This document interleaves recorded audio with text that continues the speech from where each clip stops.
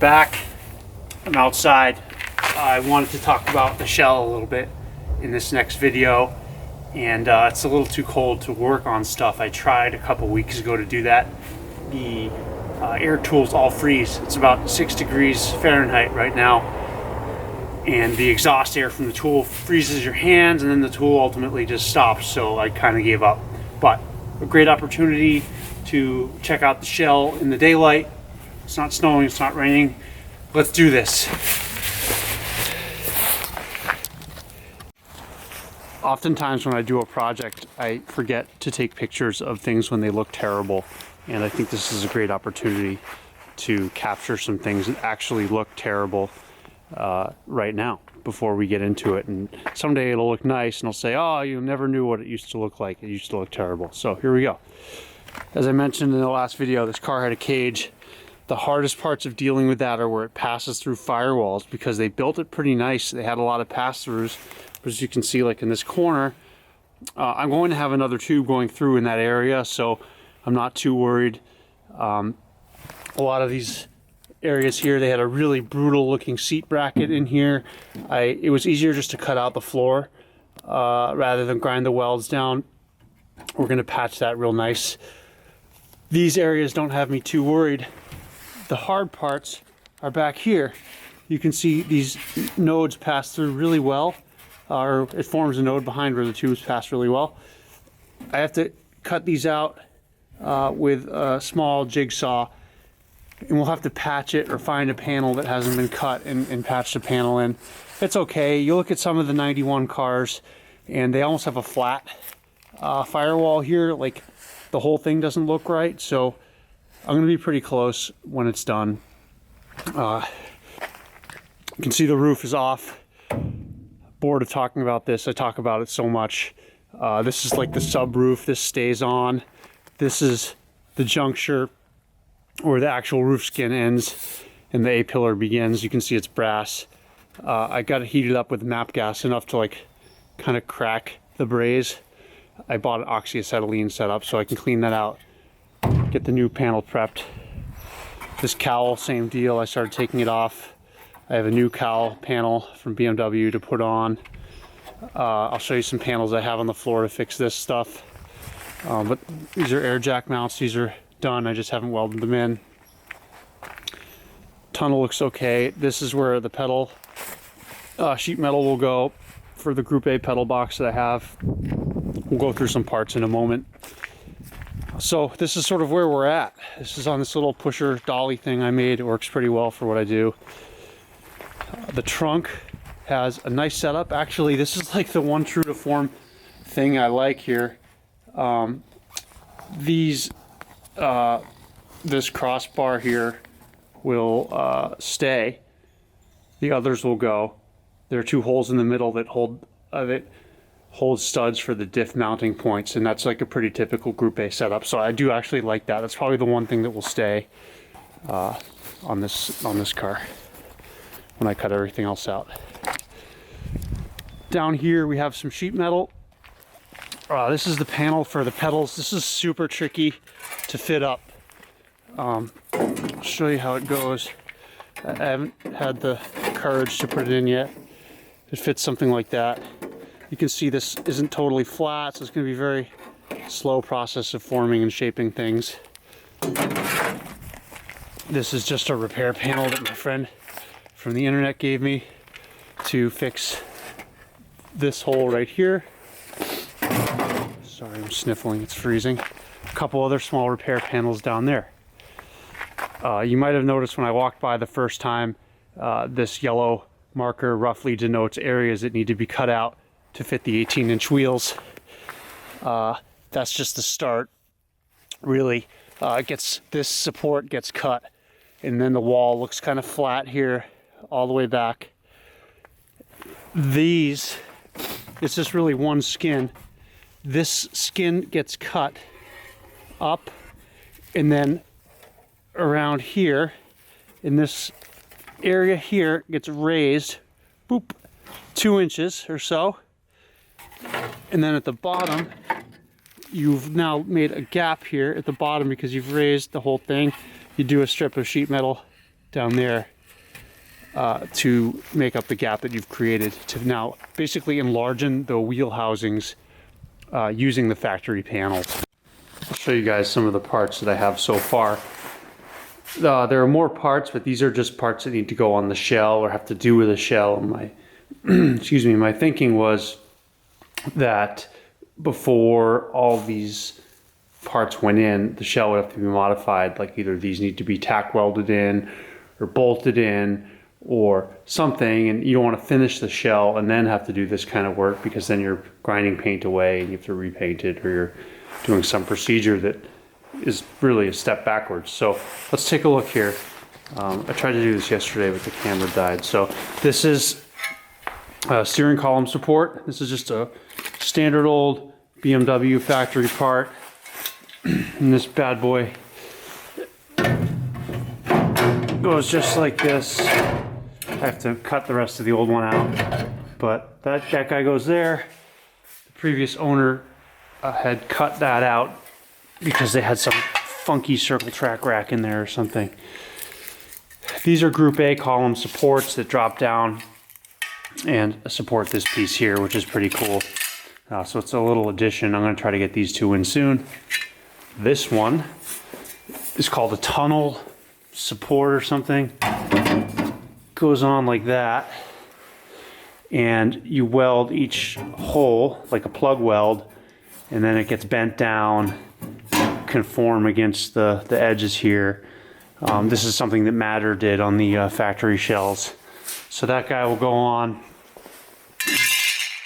This piece here is Group A brake reservoir bracket. Goes something like this. I don't even know exactly where yet. Probably like this. Then the reservoirs get hung off that. This is a simple dash support, and I'm going to go with an OEM dash. So that rests there when the dash is in to support it from keeping it from flopping around. This is an under dash ECU holder. It's a replica like DTM Group A style. This guy here is the power switch, goes in here, and all the breakers go on here, and then like the interface with the wiring harness, and that goes here. So pretty cool. It's a factory piece. These are the hood catches. These are alloy instead of steel, just lighter. Again, everything's drilled out. The previous owner had drilled off the, this is the hydraulic hood lift / holder pin that the hydraulic piston goes on. So this gets tack welded back on. Front bumper wing supports for the side of the bumper in alloy instead of plastic. These are just patch panels I thought I might need, so I ordered them. Jack points for the front, not that we'll be using them. And then like the sill piece right around the jack point, just replacement / patch panels. This is a really cool piece here. These are DTM, they're super light. If you see how thin they are. Seat rails. These cost a fortune for what they are, but they're super cool. So they kind of get set up like this, roughly, and then these are formed up to go up against the wall of the chassis. So where the prior owner had done these kind of brutal looking angle iron heavy duty rails, these are very lightweight and considerate of the shape of the floor, so everything ends up being flat and it conforms to the floor really well. Over here, this is one of each. This is a rear, this is a front. These are air jack mounts. They go inside the chassis. These are just supports for the rear that go up against the rear of the car to support the top of the tube. It's our pedal setup. Dead pedal, super light aluminum. Clutch and brake. And as you can see, this is the Group A pedal box with a built-in bias adjuster. this is where your reservoirs mount, passes through the firewall, and the reservoir is obviously on the other side. This is the Group A aluminum throttle pedal, and it mounts to the floor. Again, this is like the type of thing you want to put holes or riv nuts in your floor before you get the car painted and all that. You want to plan all these drill holes out first before you go bananas and cut. I showed this yesterday, but I'll probably do it again because I don't know where it'll end up on the editing floor. But panels for the harness, fits really nicely against here. In the old days, they ran the shoulder harnesses straight back. These nuts go underneath. This gets welded on, stitch welded here. You can see even the side conforms when you push it down. It's really nice. I'm going to set this all up and put eyelets in, but I'm not sure if any local race organization is going to let me run with that in place that way, but we're doing it for the sake of having it match nice. Finally, windshield cowl. This will go in soon. I just got an acetylene kit that I'm learning to use to finish taking out this old garbage here. You can see I'm just like peeling it away. It's a combination of drilling, spot welds, and then here, this is brazed, so you have to heat this up and then like maybe put vice grips on and kind of pry it away as you're heating it. But you need to also make sure you get all the welds out. And you can see I've gone across all the way and done all of those. This is a piece of the old cowl that needs to come out. Again, you see here. And it's funny, as you peel this panel away, even though it's not rusty, anybody would have called this a rust-free shell.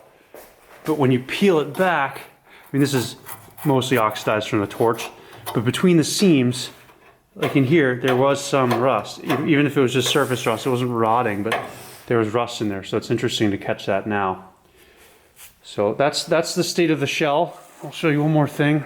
This is the most over-talked one of all. This is where I'm at with this roof panel. This, you see there's a seam here. If I get the camera to focus.